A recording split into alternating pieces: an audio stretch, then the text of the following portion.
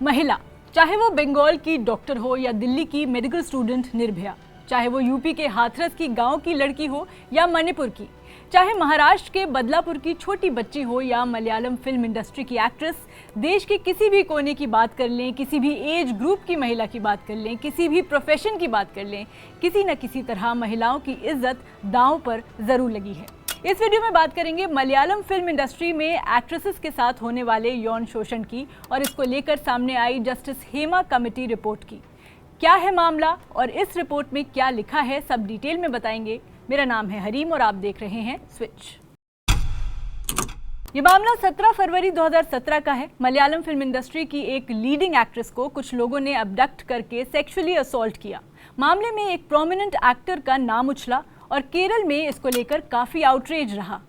इस एक इंसिडेंट से मलयालम फिल्म इंडस्ट्री में महिलाओं के साथ होने वाला डिस्क्रिमिनेटरी ट्रीटमेंट दुनिया के सामने आ गया। एक दिन के अंदर मलयालम फिल्म इंडस्ट्री की विमेन एक्टर्स, प्रोड्यूसर्स, डायरेक्टर्स और टेक्नीशियंस ने WCC यानी women in cinema collective form कर लिया। इस ग्रुप ने 18 मई 2017 को केरल के CM P विजयन को एक पिटिशन सबमिट की और इस पर्टिकुलर इंसिडेंट प्लस केरल की फिल्म इंडस्ट्री में जेंडर इश्यूज को लेकर इंक्वायरी करने की डिमांड की। इसके बाद जुलाई 2017 में केरल गवर्नमेंट ने एक 3 मेंबर कमिटी फॉर्म की। This was headed by justice K Hema, who was a retired Kerala high court जज। इस कमिटी का मकसद था to look into issues of sexual harassment and pervasive gender inequality in the Malayalam film industry.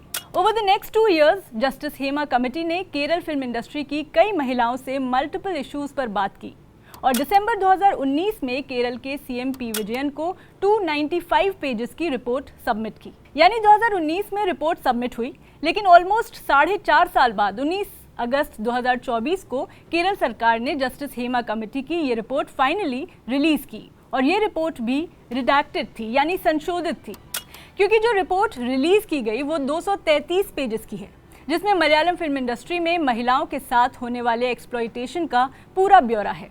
अब सवाल था कि ये रिपोर्ट रिलीज होने में इतना वक्त क्यों लग गया। केरल सरकार की तरफ से रिपोर्ट के रिलीज में डिले होने को लेकर जो सफाई आई है उसमें बताया गया कि the delay in publishing the report was due to the sensitive information it contained and the privacy concerns which it raised.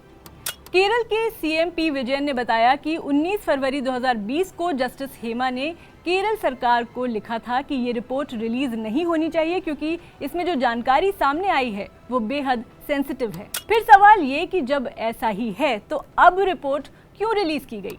तो जनवरी 2022 में केरल सरकार ने हेमा आयोग रिपोर्ट की सिफारिशों को लागू करने के लिए एक पैनल बनाया। मई 2022 में पैनल ने वेग ड्राफ्ट रिकमेंडेशंस प्रेजेंट की।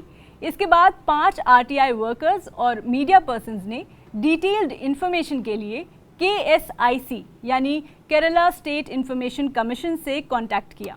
इस कमीशन ने 6 जुलाई 2024 को रिपोर्ट को कंट्रोल्ड तरीके से पब्लिश करने का फैसला लिया, लेकिन फिल्म प्रोड्यूसर साजी परियल और एक्ट्रेस रंजनी की राइट टू प्राइवेसी को लेकर याचिकाओं की वजह से इसके रिलीज होने में देरी हुई।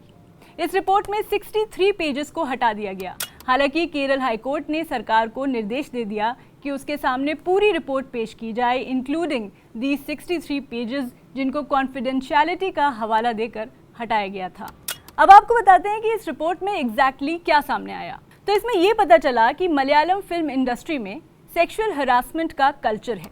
दिस इंक्लूड्स कास्टिंग काउच यानी influential men demanding sexual favors from women in return for opportunities in films.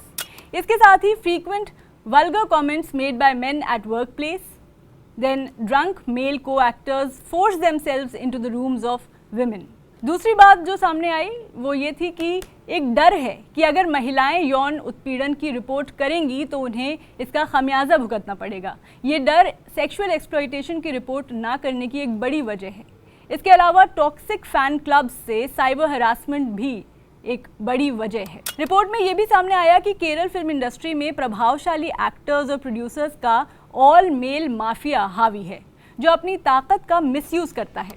Report में कहा गया है कि कोई भी शख्स इस इन्फ्लुएंशियल ग्रुप से जुड़े किसी शख्स को नाराज करने वाली कोई बात नहीं बोल सकता, क्योंकि ऐसा करने वाले को ये लॉबी इंडस्ट्री से वाइप ऑफ कर देगी। इसके अलावा as per the report film industry में महिलाओं के लिए बेसिक फैसिलिटीज तक नहीं है, जैसे कि सेट पर टॉयलेट्स और ड्रेसिंग रूम्स की कमी।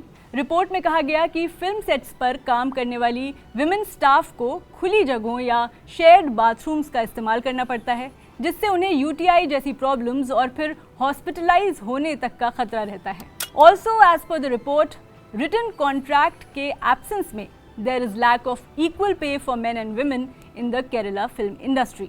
So ये थी Justice Hema Committee report की details. For more such informative videos, keep watching Switch.